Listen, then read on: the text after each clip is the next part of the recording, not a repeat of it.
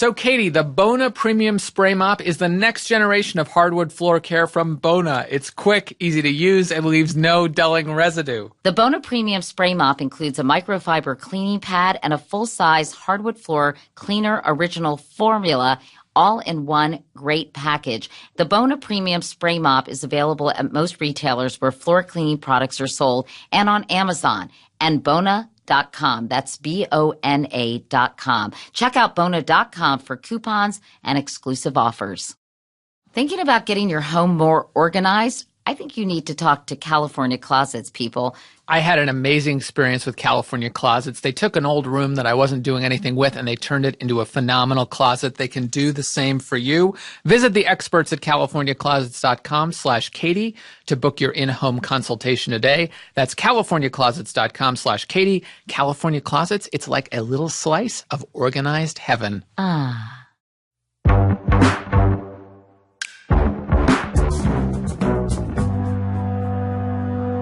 Hi, Brian. Hi, Katie. So it's Saturday morning in Los Angeles, and I must confess, I was a little tired when I woke up this morning because Stand Up to Cancer was yesterday, and we had a fun after party, and I was basking in the afterglow of raising lots of money for cancer research. You know, as our guest would say, you were like the Beyonce of that party. No, I wasn't. You were. Everybody was coming up to you, and they weren't asking for autographs. They were asking for selfies. Not really, Brian. I think it was because there weren't many celebrities at the after party. I don't think so. I think everyone is very proud of you because without you, this would not have happened. It's been going on now for 10 years. You've raised $500 million for cancer research. And more than that, you've really helped to revolutionize the way cancer research is done. Well, we're trying, and I have to give credit where credit is due. It takes a village. There were 9 of us in all who started this organization, and of course, a cast of thousands behind the show last night. So I'm glad you were there, Brian. Thank you for my incredible seat, by the way. I know, Brian had a front row seat with my really close friend Wendy and her boy toy Randy. Can you have a boy toy when you're in your 60s? And my daughter Ellie was there with her boyfriend Mark and my niece Laura. So it was a very special night for me. Thank you for coming, and thank you for supporting Stand Up to Cancer, Brian. And for any of you out there who watched and have supported this effort, thanks to you as well. So I thought I was going to be pretty tired, as Larry David would say, this morning. But that changed in a nanosecond when I met this young man named Jonathan Van Ness. And he's the star of a new Netflix show called Queer Eye. Well, actually, it's not quite a new show. It's a reboot of a show that aired from 2003 to 2007 on Bravo. That's right. It's in its second season as well. But however you describe it, it is a monster hit. And after spending just an hour with JVN, as my daughter calls him, I can understand why. He is absolutely ebullient. And I don't know, I wanted to say I'll have what he's having because the guy has so much energy. He makes me feel like I'm on Valium. He is a uniquely enthusiastic character, but very authentic to who he is. And by the way, highly intelligent. Clearly incredibly well-read, very engaged, and has a lot of smart, informed opinions. We should say, for people who don't watch the show, that Queer Eye, the premise is basically that these 5 gay guys travel to various places and they make over somebody. It used to be just a straight guy, and now it can be anyone. It can be a straight woman. It can be a trans man. Person.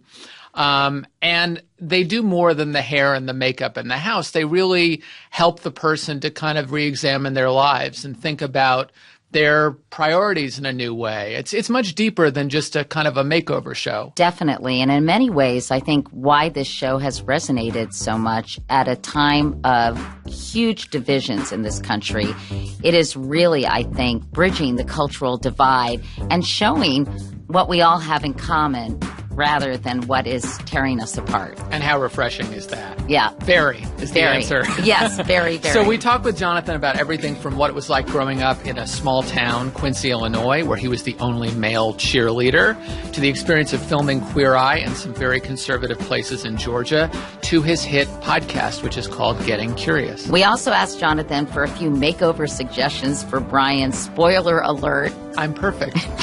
He didn't have too many. But enough about us, people. Let's get back to our guest, JVN, or Jonathan Van Ness, one of the shining stars of Queer Eye, one of my new favorite shows. So hold on to your hats, people. This is going to be a doozy. Should I call you Jonathan or JVN? You can do Jonathan. Well, obviously. Or JVN. You can honestly, either one of those, I don't care. They're my both daughter gorgeous. calls you JVN. She I does. think I'm going to call you Jonathan. She's such a fan and absolutely adores you. And she and her boyfriend watched the episode with Tom, in Georgia. Yes. I guess so many of them are in Georgia. But the first episode. Yeah, they all are. And they had the eye mask on that you recommended. Honey, and they were watching it wearing the eye mask. I love that. And ice is such an underrated beauty tool. It really is. She's so anti-inflammatory and she's so affordable, which is great. The eye mask, you mean? No, just like literal ice. In general. Literal ice. Any Yes. kind of ice. You know what I've gotten into recently? Is? A cold rinse at the end of the Oh, shower. it's great. It's good for do your you know about Where skin. have you been? I don't know. I always did that. It's It's a also yoga good trick. for your hair and your hair follicles, Yep. right? Yeah, well, it seals down your cuticle, so it makes it more shiny. I didn't know Yeah. about this. Increases blood flow.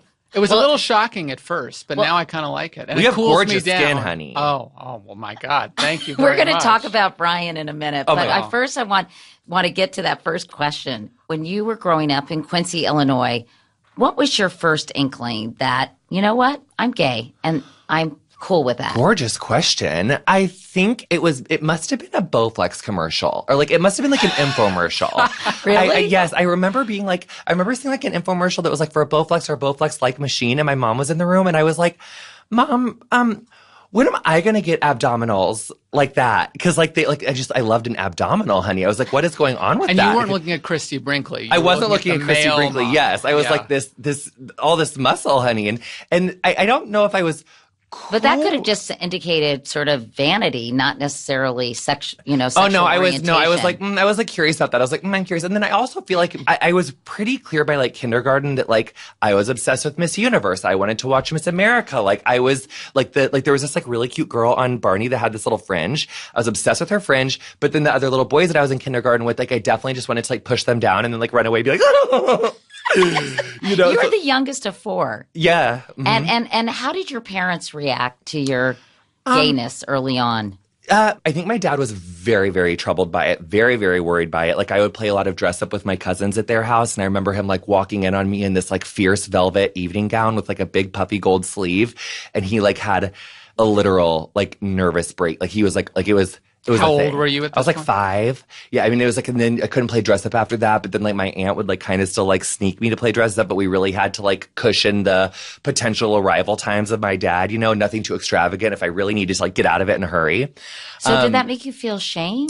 Absolutely, as a little boy for sure, 100%. But then how did you deal with that? Well, I Obviously, think that your aunt was a big factor. Yeah, yes? no, my aunt Lisa's amazing. My mom was amazing, and even my dad was amazing. I think that because also I think one thing that you have to remember about the early 90s, late 80s, having a flamboyantly gay son, there was obviously a lot of fear of HIV AIDS. No one knew what that disease was going to grow into, what was really going on with it at the time. And so I remember in a very young age, my dad being he was so worried about HIV AIDS, but by the time I was 11 or 12, very there's so much fear on that. I mean, people had been seeing people just dropping like flies. It was literally an epidemic in this country, in front of people's faces. So I think that That's actually an important thing to point out. I was thinking about all the attention, even though it wasn't because he was gay, but remember Ryan White? yes, Ryan White sort funding. He's so influential with And Magic Johnson. Yeah, was also in the but early Ryan 90s, White specifically did so much to raise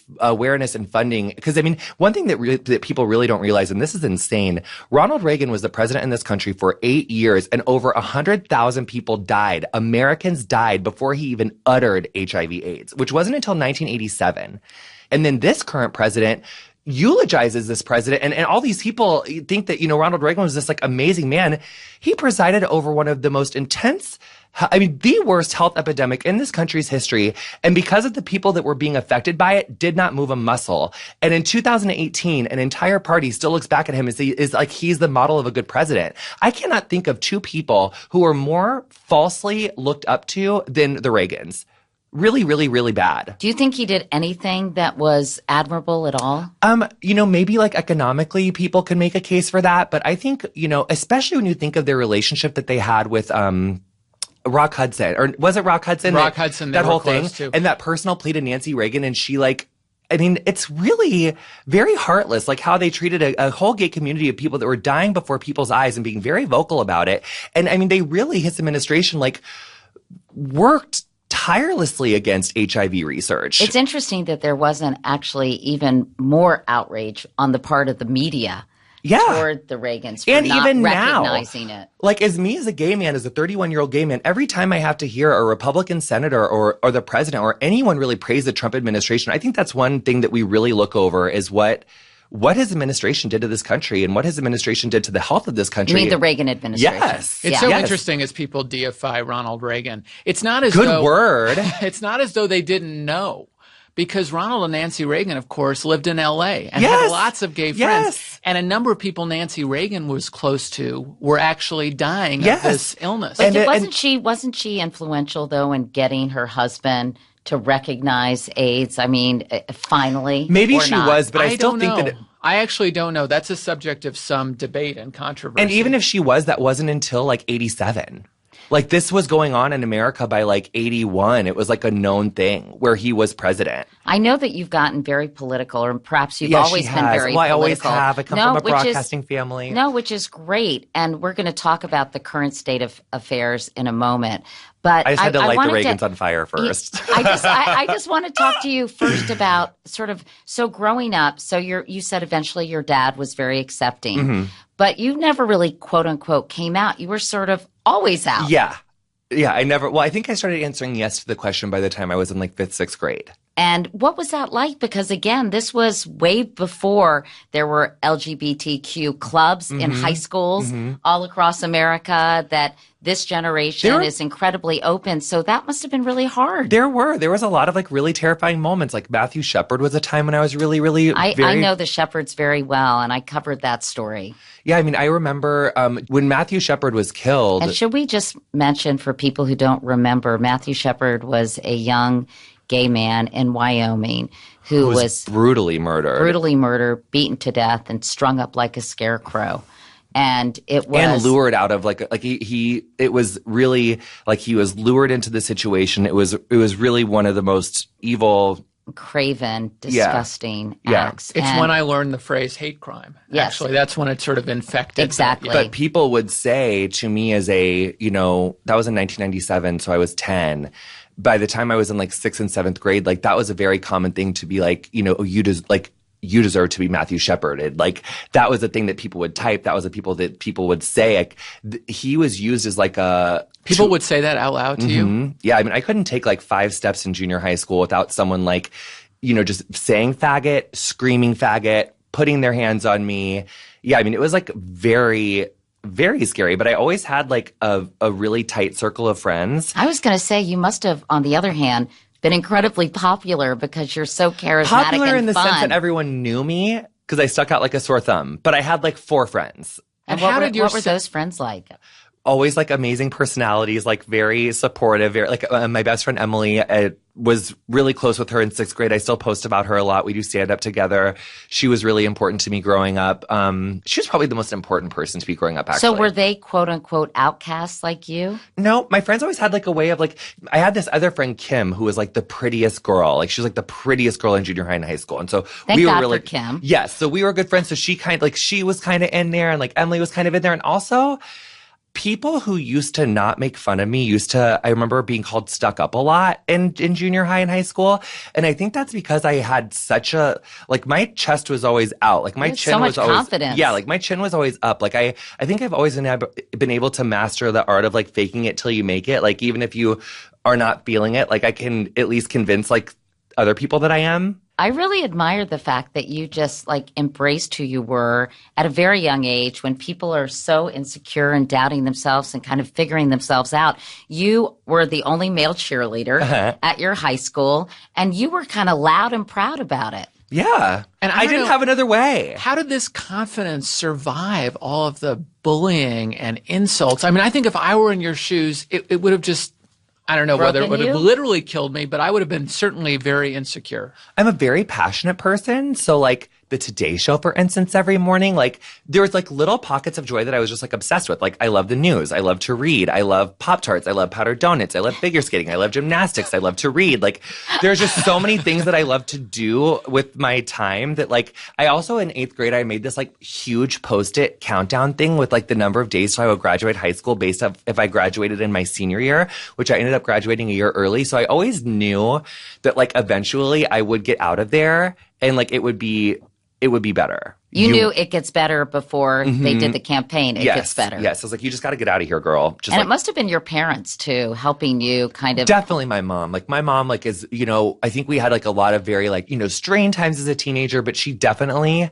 like has always been supportive and given me the room to be myself, you know? Yeah, so she gave you room to even make mistakes, I assume. For sure. I did this like interpretive, like lyrical dance in my 6th grade talent show to this like ghost track from like Jewel's album. As one does, yes. And I designed I'd like to see that video. And I actually like dread it. It's going to come out someday. I know someone has a video of it. But I like did this like hand designed costume with this like gigantic, like it was like it was actually very similar to this sweatshirt dress, but it was a t-shirt and it had like a glitter pin question mark on the front and then an upside down question mark on the back, you know, because I just started taking Spanish. It was 6th grade. I was Did you make this shirt? Yes, queen. I glitter decorated it myself. And my mom was like, I remember like after I made the talent show, honey, because everyone tried out for the talent show. It was very major.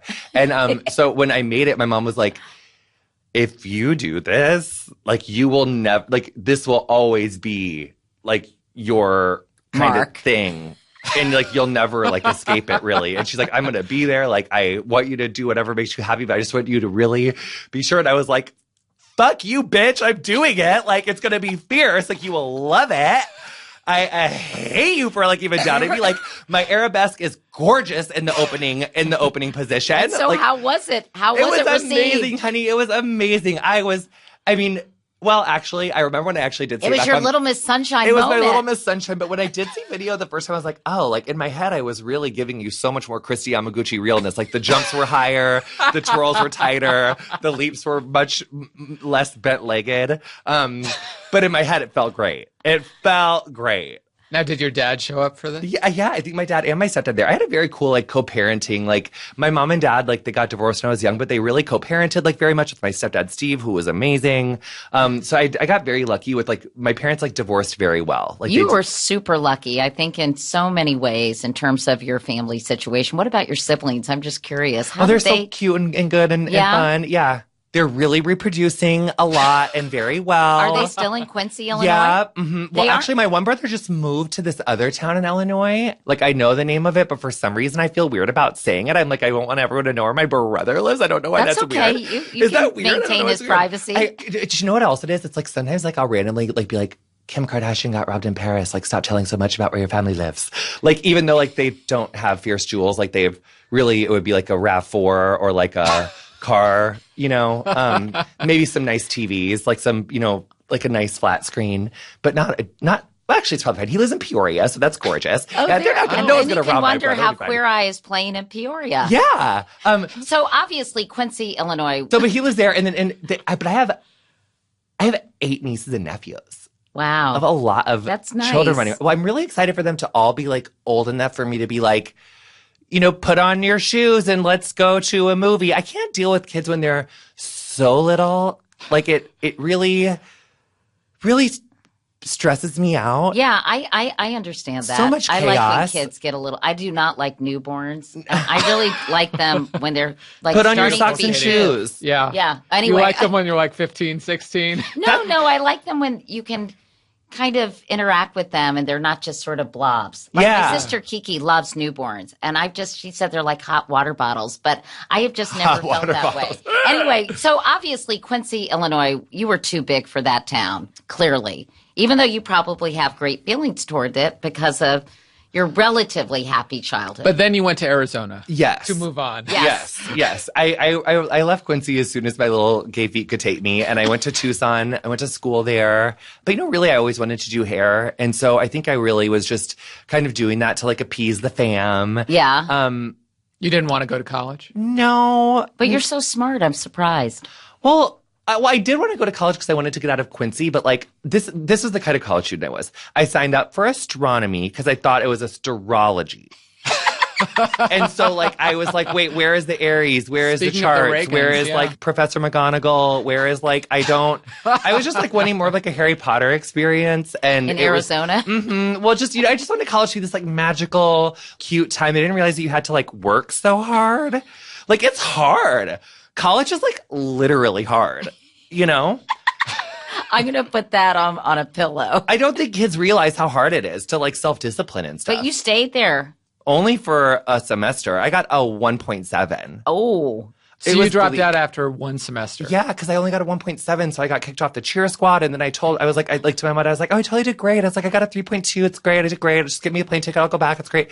And then they found out that I got like the 1.7 and I wasn't really cheering anymore. And I didn't like really have to stop going to school because I already like signed up for it and stuff, but I just had to like start paying for it at that point. And then I went for like 2 weeks and I was like, ugh, like I hate it. And so then I was like, I'll just take a little break and I'll go back in 2 weeks and I'll catch back up. It'll be fine.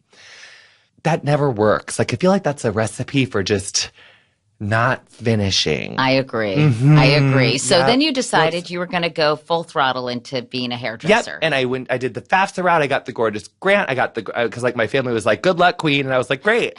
So I did like I got some help and I went to school and I went to the Veda Institute in Minneapolis. And, I really instantly kind of loved it. And you really made a career for yourself, not only in hairdressing, but in podcasting and doing a lot of other stuff, Jonathan, before you even got involved in Queer Eye. Yeah, I was working towards, I didn't know like what I was working towards, but once I did Game of Thrones, I was like, oh my God, this is so fun. Like, I love creating. I love learning. I love like entertaining people. We should talk about Game of Thrones for people who don't know. Oh my God. It's kind of a serendipitous story. Yes, it is. It really is. It is. My very good friend who just released an amazing book called Feminasty. Her name is Erin Gibson. She was the director at Funny or Die, and she was a client of the woman who I worked for at my first salon in LA. We became really good friends because I was like doing her hair, because as an assistant, you're not really supposed to like take on clients, but she was never going to pay those prices for color at the time. So like, I just kind of was like, I'll just like come to your house and do it. We'll be top secret color friends. So we did that for like 4 years. And then in 2012, I just moved back to California and she was like, do you watch Game of Thrones? And I was like, honey, like that one little evil baby boy in his sash and he does all this to this person. And you then, were doing a whole recap. Yeah, I just like did a whole thing. And then she was like, we should do that for Funny or Die. She's like, this is a show. Yeah. And so she really, in my chair, like she created this concept, sold it to Funny or Die. It was originally supposed to be like one episode, but that episode that we did had such a reaction. It, 5 years later, 2 Emmy nominations later. Isn't that crazy? How serendipitous is that? It really is crazy. I also think that I think part of the reason that this even happened to me universally is that like, I definitely worked really hard. Like, once Game of Thrones happened, like, I don't think I ever like turned down a job. I maintained clients or clientels in like LA, Arizona, St. Louis. Like, I literally have worked like 7 days a week for like years and years So are you still doing hair? So now I don't do hair as much as I did. It was like weird. I was really, really trying it up until April. I was still doing it like 3 and 4 days a week because I loved my clients and I want to keep doing it. But then I was like, honey, this opportunity doesn't happen that often. So like, and my assistant had been with me for 2.5 years. So I was like, Melissa, fly. If you don't feel comfortable like with that client, like, or, not comfortable with that highlight yet, give it to Monique, my business partner, who can cut herself out of she can do any haircut anytime, like with her hands tied behind her or hands tied behind her back. She's amazing. So yeah. So I was like, I'm going to take this opportunity. I'm going to run with it. So I'm really only doing hair like once a month. Well, now. this is so funny because I was worried. We're doing this on a Saturday morning and I thought, oh gosh, what if Jonathan's tired and low energy? No, Are I wasn't you ever worried about tired that. or low energy? I'm such a morning person. Oh, fantastic. Yeah, I'm such a morning person. Aren't you also kind of an evening person? No, though, after like 9:30 or 10, I'm really tired. And rest assured that if you're seeing me after 9:30 or 10, like I am really faking it. I would much rather be home. I really want to be on my couch with my cat. Like I would just soon to be like 70,000 cats. Cause as soon as I get back to Kansas City on Tuesday from the Emmys, like I'm going straight to their Humane Society and I'm like adopting 17,000 cats. As many black cats as they have. Cat died. Yes. And I'm so sorry. It's okay. But my grandparents literally had a black teacup poodle for 30 years named JP. Cause like when one would die, they would like go get they would get the next one ready. Like, so if one died on Friday, they'd have like a new one by like Monday. And I remember. No mourning period? No, and I feel like I'm right in that. I'm not far from the block. Like I need to shove as many black kittens with cute personalities like into the bug-sized hole in my gay heart. I need more kittens, and also my little hairy Larry is lonely, so I really cannot wait to. My other cat, my surviving baby cat, he literally is like pacing the edges of my apartment, like scream meowing. Oh, like he's never done that. He literally knows. It's so weird. That's weird and sad. But as soon as I too. get to like 11 new kittens, I'm going to stop being so sad. Okay, good. Yeah. All right. Yeah. Time for a quick break. I'm exhausted, people. We'll be right back with Jonathan Van Ness.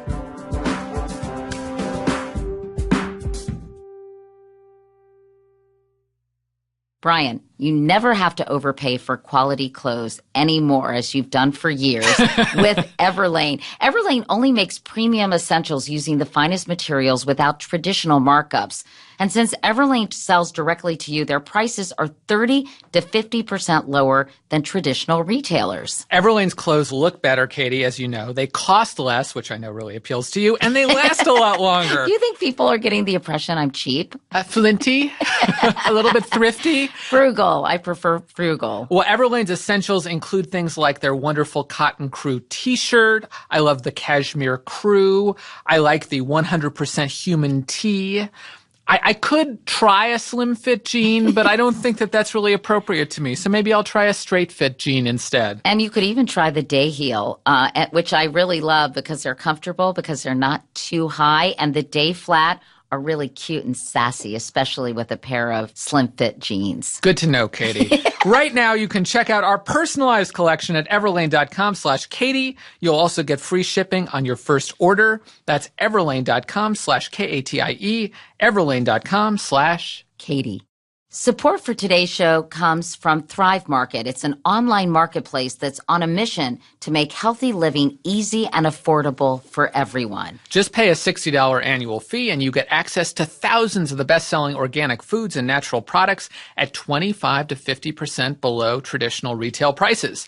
For every paid membership, a free membership is given to a low-income family, public school teacher, military veteran, or first responder, which is a really nice thing. I have to tell you, I love this company. They're giving back. They're making health and wellness affordable to everyone.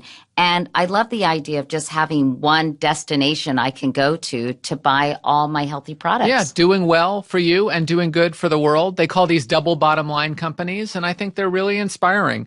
So now with our special link, Thrive Market is giving you an extra 25% off your first purchase, plus a free 30-day trial. They're practically paying you to try this stuff. That's 25% off the already low prices that Thrive Market offers. Just go to thrivemarket.com/Katie Couric to access this incredible discount. And now back to our conversation with the one and only JVN, Jonathan Van Ness.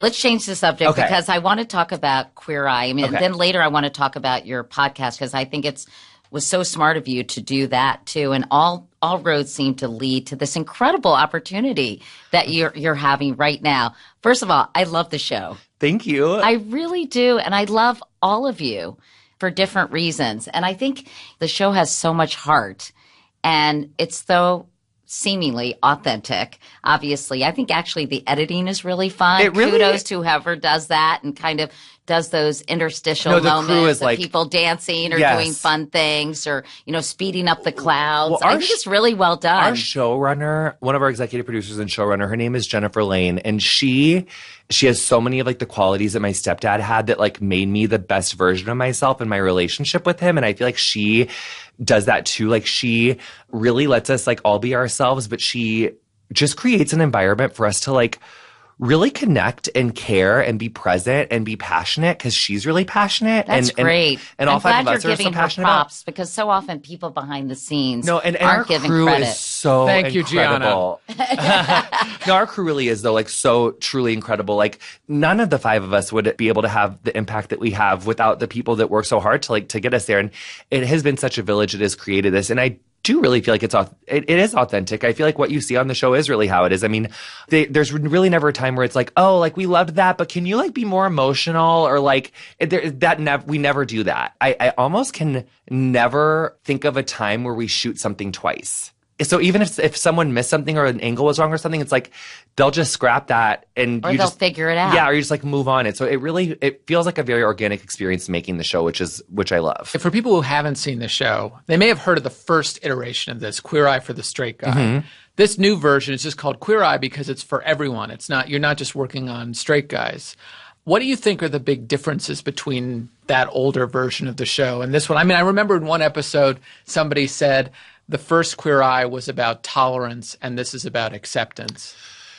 I think that speaks to where the community has come from 2003 through 7 to now, because like 2003 to 7 was like the age of DOMA. It was like Defense and Marriage Act. It was very much like, I like to be in the same room with you. I just don't agree with your lifestyle. Like, you should maybe have all the rights as I do as a hetero person in a married relationship, but maybe not all the same ones. And you definitely shouldn't call it marriage because she's like a sacred sanctimony thing. So like that was the age that we were in then. It was like there was majority support for banning gay marriage at that time. Yeah, and so that was about like. That's where that came from. And now I think that the community is much more like, you will see me as a father. You will see me as a husband. You will, like, it's just there. It's like, go fuck your tolerance. Cause like, I will be here all the way. That isn't as gentle as it sounds, the tolerance versus acceptance, but that's how I imagine it. It's, you have to see me as a whole person now. And I think that the 5 original cast members of Queer Eye like had all of those same beautiful, multifaceted dimensions to themselves. And it's nothing that they weren't able to bring to the table. I'm sure that they did bring it to the table, but a Bravo network in 2003 through 7 is very different from like the freedom that Netflix in 2018 is going to give you. Yeah. And also, crafting a show for an American audience of 2003 through 7 to an international audience of like 110 countries with 190 members. Maybe it was back then more of a curiosity too, and we're more comfortable now. Yes, I think people so too. are more comfortable and now. I actually think your gayness, while it's a part of the show, in a way it's really not about 5 gay guys. It's about 5 guys. Yeah, Bobby says that, and I think it's really so true. Because to me, the show is so much more about like human connection. And, it is. And also, like, there's been so many times where I've learned stuff from people, like lots of stuff. Because also, I think the audiences have come so much farther since 2003 to 7 from now. Like, audiences, like, especially like in my age box, of like 24 to like 35, like, no one is going to buy an expert shoving down something in their throat that like they know to not be authentic. You know what I mean? Let's talk about that, because I just wondered if in some of these very small conservative towns, if people don't give you all a little bit of a hard time, or if there's not a resistance Here's to the thing. you descending on their For town. me personally, because of what I mentioned earlier, like I come from a place where like I'm not used to walking like to this day, if someone says fag, I turn my head. Like I think like I'm like someone's coming up behind me, someone's talking to me, like I still will answer to that. So like even if someone like does like throw us a bunch of shade or is like being crazy or hard to work with, like I am so used to it. It doesn't move a hair on my head. But does that ever happen? I mean, it struck me. But also no, like none of the heroes and none of the people in their families. I like that you call them heroes. Yeah, well, because I think that I mean, I didn't coin that phrase, and at first I think that a lot of people are like when you say that, like an eyebrow, it's like why? But I think it's like it kind of just speaks to the brand of the show, which is like people are all heroes. Like we do heroic stuff every day. Like the fact that like we are like up out of bed with our clothes on and like just like putting one foot in front of the other, like is heroic for what so many people have go through, have been through on a daily basis. Like even just like having lost my cat, like that is so hard. Like people go through so much really devastating stuff. And I mean, losing parents, losing lovers, like, like that German cyclist, like just who, like, she won gold in London. She won gold in Rio, and she like severed her back in a training accident like 2 days ago. And she's like, now my arms are my legs. And she's like, people are so heroic, like all the time. So I think, why not call people heroes? Like, why not celebrate the things that you think that you're supposed to pull up your bootstraps and just like ho-hum through life? Like, why not celebrate like what we've been One through? person I loved is Tom, who was in the first episode, because he was so open, which I really, really appreciated. Really open. And willing to have this dialogue. And I think that is what speaks to the heart and soul of this show. As I said, I think the gayness kind of falls away. But what I think gets front and center is bridging these cultural divides and these tribalistic tendencies that we have, and really in a way that's not so hitting you over the head or lectury or preachy, just kind of getting this kind of dialogue out there, whether it's Bobby talking about growing up in an evangelical church, or Tom being honest about how he felt about homosexuality. You know, those are the moments that really strike me. And I think, wow, this is really achieving something. You don't see many instances when people like the five of you are talking to people like Tom or the guy with 6 kids with the house that was just such a nightmare, but with the darling wife who loved her husband so much. Anyway, I think to me that is the secret sauce of the show. Or the African American lady at the beginning of season 2. Obsessed with Tammy. Miss Tammy. And this was just alluded to a little bit in that episode, that she was very hostile toward her gay son at first. And that was perhaps what helped drive him out of that town. And then he came back and they reconciled. And so there is a little more subtlety and awareness of people's flaws and prejudices and in the show. Skylar, you know, Tan was very open about feeling slightly ignorant about the trans community. And he is such a fearless soldier and advocate and just strong, amazing man, Skylar. I love him so much. And I love Mama Tammy so much. And in fact, Gay Georgia's like going through this like Couric rock thing right now because like this big rock company wants to build a Couric in Gay Georgia, and they have this issue. And I noticed this a lot in Atlanta, actually, and I'm really hoping that Stacey Abrams wins governorship there and can, you know, kind of correct this. And I think that a lot of states that have one large city, like, you know, whether it's Chicago and Illinois or Atlanta and Georgia or New York City and New York, those states have so much abject poverty and lack of essential, normal, basic materials because of the way that state legislatures are set up to like really kind of like over provide for the bigger population centers. And I mean, it just feels like JVN's a listening tour for a presidential bid. Well, I mean, I never ever in a million years would go into politics, but Why? I'm more of a recapper. I have too many skeletons, honey. But Don't you know we what's all? interesting, by the way, per the point you mentioned, in these small towns and rural areas, people vote overwhelmingly for less government, for conservatives. Yeah. And they do it mainly because of cultural issues, not economic ones. Or if they have an economic bent, they believe that the government just always going to fail them. And do you think that the show puts sort of too positive a gloss on people's real views on these social issues? I mean, one of the things that really led to the election of Donald Trump was just overwhelming vote share in small towns and rural areas, largely driven by discomfort with the way America is changing. Well, I don't know if people that voted for Donald Trump were more driven to vote for him because of the way that America is changing versus the overwhelmingly misogynistic, sexist coverage that Hillary Clinton endured for the last 29 years, like of my whole life. Like, she's in so much positive things that were like so vehemently covered by the media and like really she was so demonized. And I also noticed that in Kansas City, like, the way that female politicians are demonized and covered, not only by the media, but also their political opponents, is very starkly contrasted by when two men run against each other. What men will bring up against women is much deeper and much more sinister and much more cutting than what men bring up against men. So yeah, I don't think that the show put too much gloss on it. I think that at some point when tribalistic tendencies have come so much into play and is really causing such a divide in this country, at some point you have to have an entry point into a conversation to bridge those divides.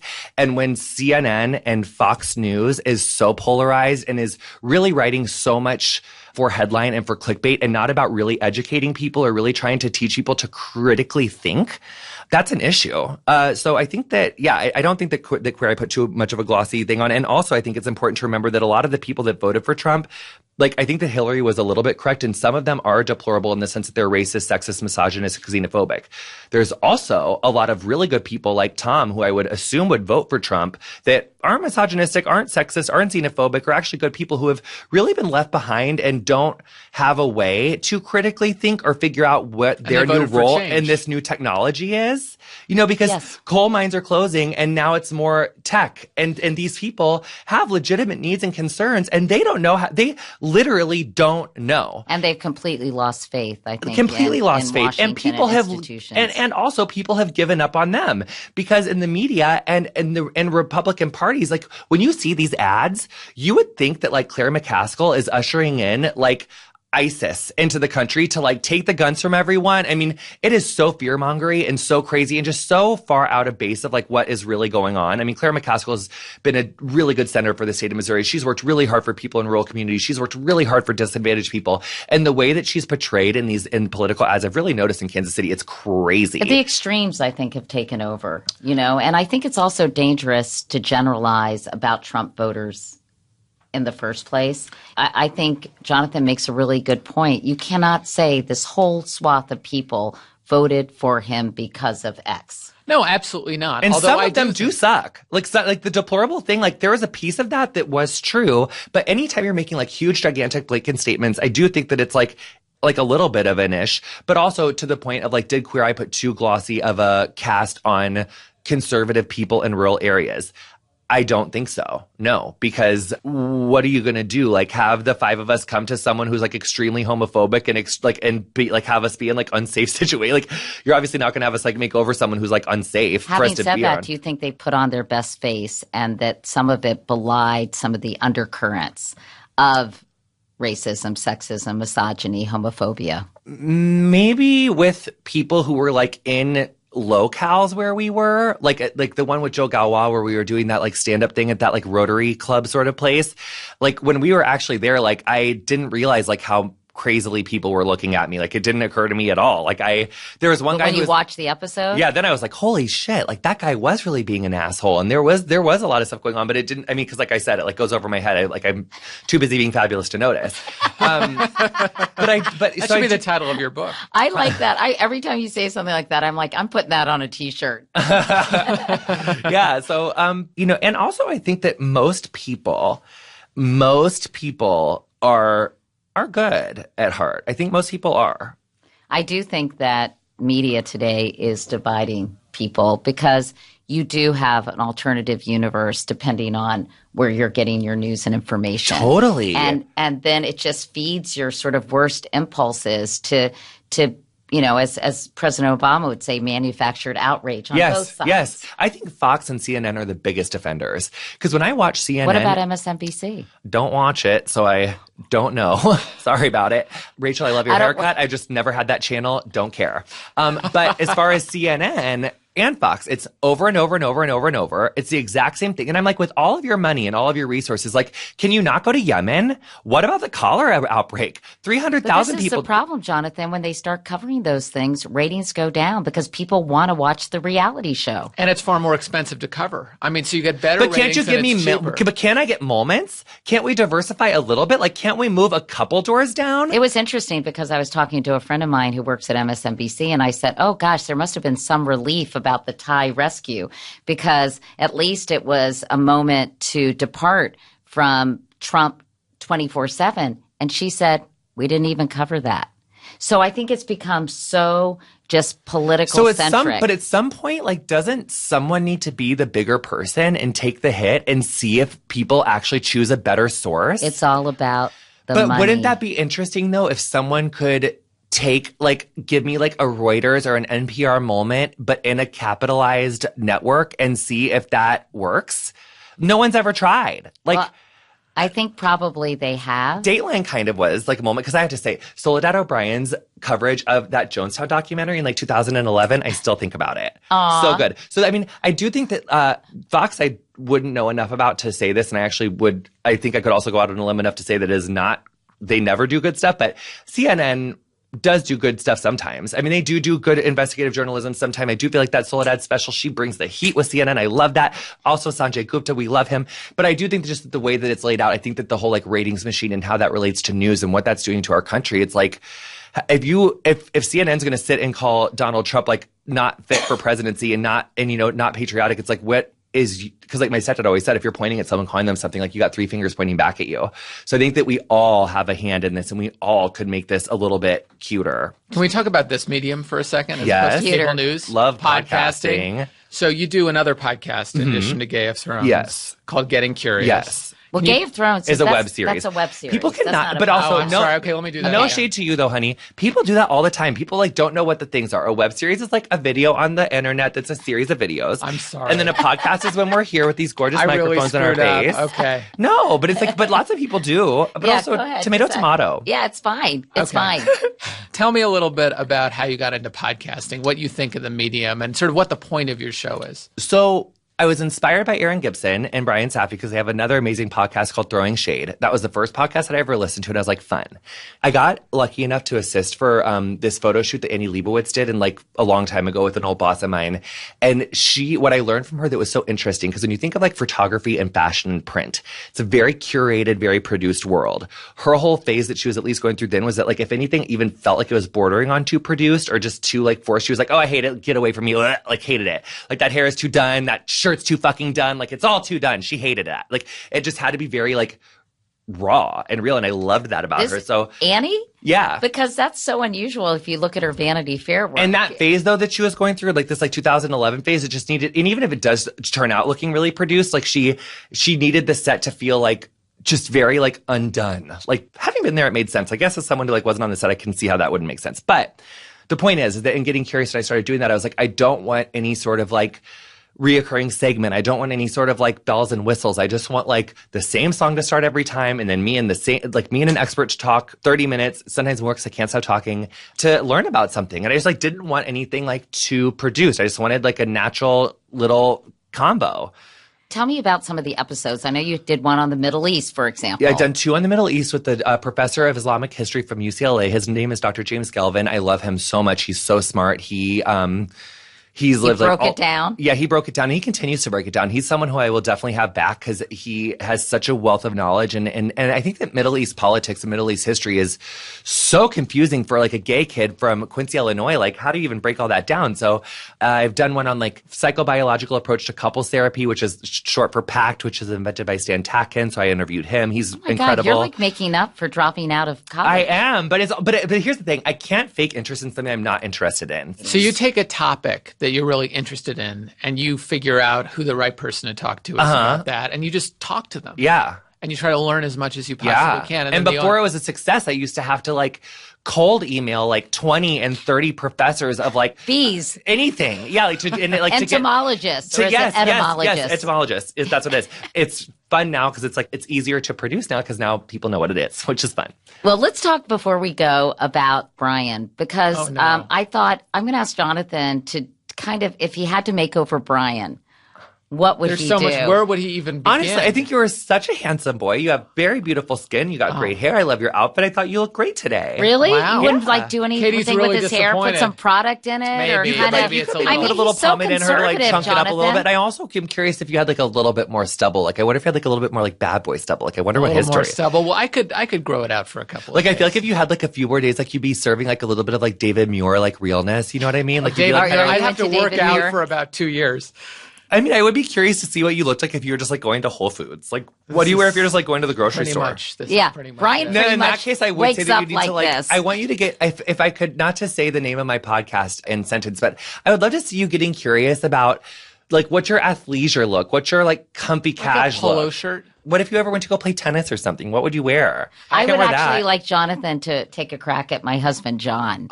He definitely could use a little fashion help. But I have to ask you about your Queer Eye brethren. Oh my God, yes. Yeah. I think a lot of people are fascinated by the whole crew. Yes. Okay, so let's talk about Bobby. Okay. Bobby does more work than anyone, let's face it. He does so much work, but he also has a team quintuple the size of anyone's. Like Oh. I don't have an assistant. I have this year. I for the first time have someone to help me because I'm doing like much larger transformations this time around.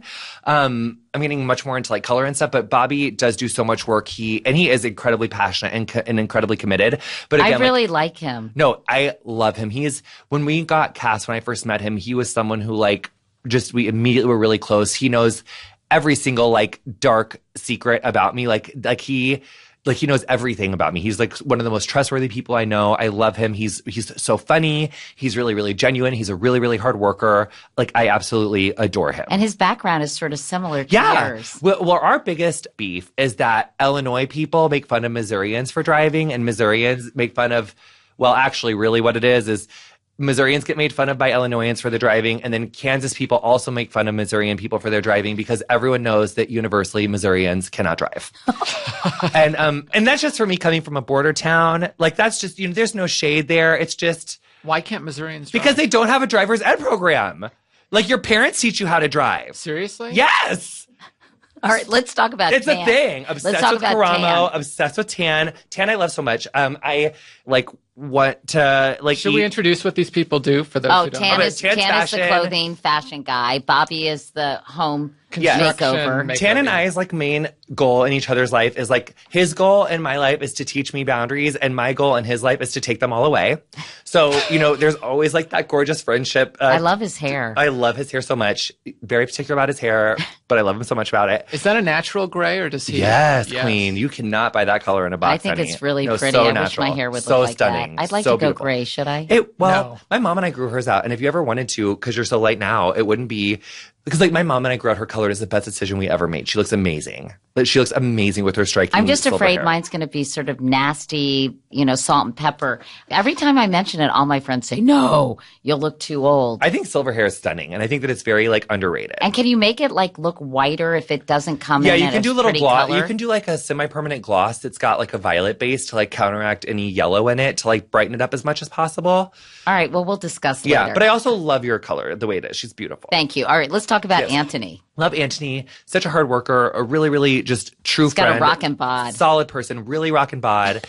Which one is Anthony? Anthony does the food. The food. Yeah. He's so funny. I'm give Anthony more to do than just teach a guy how to make guacamole. But you know what? He gets a lot of flack for that, but I think that it's when you think about his vertical and my vertical, am I going to come in on a guy who's never used sunscreen before and give him a light contour beat? Am I going to show him how to contour his face and how to, get no. You have to meet people Baby where they're steps. at. I agree. So yeah, I think that he got a lot of undue flack for that. I mean, a lot of these Tom had Did he get a lot of flack for that? By the way? Yes, in the press, he got a lot of flack for his cooking skills, and Tom literally was eating Cheetos and Mountain Dew margaritas every day for a year. So getting him to make guacamole was Le Cordon Bleu. See, teaching him how to cut an avocado was that was epic for him. Yeah, I think it's probably big city slickers kind of condescension. Yeah, Finally, Karamo. Yes. He's so handsome. Yeah, so handsome and really so empathetic and so smart and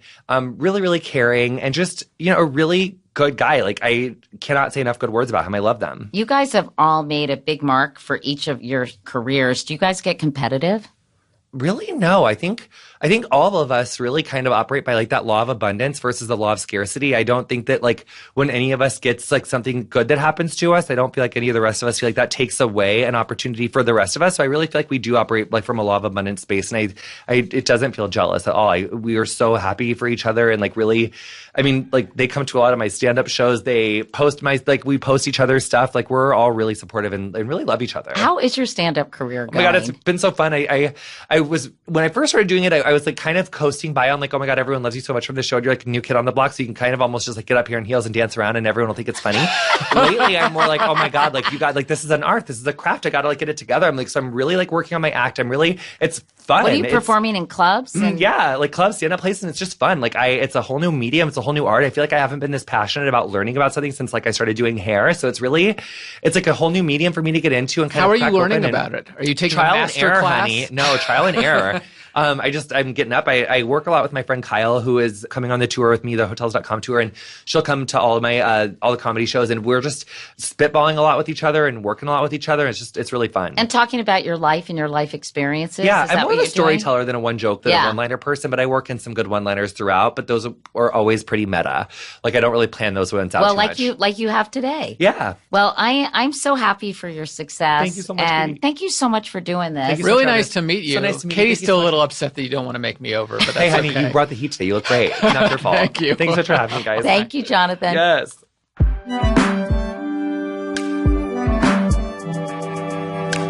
By the way, before we go, a quick footnote. The very next day after we interviewed Jonathan Van Ness, Queer Eye took home 3 Emmys. So congratulations, JVN, and to the entire Queer Eye team, well done. that wraps up our show for today, folks. Thanks this week to Cody Ziegler in our LA studio who helped us out with this recording, and on a Saturday morning, I might add. Thank you, Cody. Our usual thanks to our producer, Gianna Palmer, our associate producer, Nora Ritchie, and our engineer, Jared O'Connell, who mixed this episode. Thanks also to Katie's amazing, indefatigable assistant, Beth DeMaz. And a warm welcome to Julia Lewis. Well, I always want to say Julia Lewis Dreyfus. Julia Lewis, who is our great new digital content manager at Katie Couric Media. Mark Phillips wrote our theme music. Katie Couric and I are the show's executive producers. Find me on Twitter at GoldsmithB. And Katie, meanwhile, is all over the social medias under the name Katie Couric. And folks, a heads up, next week's show and the one after will be slightly different. We're going to be trying out a documentary format for the first time to mark the 10-year anniversary of my interviews with then vice presidential candidate Sarah Palin. And we should mention, Brian, you were a really important producer during the course of those interviews. Yeah, you've been putting up with me for a very long time. I can't believe it was 10 years ago. Anyway, for this two-part audio doc, you and I spoke with many of the key players from the 2008 campaign. Our goal with this series is to reconstruct what happened in front of the camera and behind the scenes. Right. All the palace intrigue that was going on at CBS News at the time. Well, not all of it. But we really wanted to explore also, Brian, whether Sarah Palin's brand of politics, sort of firebrand brand of politics, helped pave the way for the politics of Donald Trump. Again, this one will be a two-parter, so look out for it next week and the week after. We'll talk to you then. Thanks, everyone, for listening. Thank you. Do you feel like you spend way too much time in line at the pharmacy waiting to have your prescriptions filled? Well, your troubles may be over. Meet PillPack, the full-service pharmacy that pre-sorts your meds into packets by time of day and delivers right to your door for free. That's amazing. So you can ditch the pill box and skip the pharmacy lines by signing up for PillPack. Learn more at go.pillpack.com/Katie. That's go.pillpack.com/Katie. So, Katie, I got my hardwood floors redone, and one of the first things that the hardwood floor installer told me is that I have to use Bona products on my hardwood floor. Is that true? That is true. And the Bona Premium Spray Mop is the next generation of hardwood floor care from Bona. It's quick, easy to use, and leaves no dulling residue. The Bona Premium Spray Mop is available at most retailers where floor cleaning products are sold and on Amazon and Bona, Bona.com. Check out Bona.com for coupons and exclusive offers. Stitcher. Can I just say, not to commandeer the conversation, but last night that look back on your interview with Burt Reynolds. Oh my God. And you were coming for your own haircut so much. And I just have to say, a side part with a fringe and a bob in 1994 was very major. It was the cat's meow of the day. It was slightly asymmetrical. It was very major then. Like, you can't even come for yourself.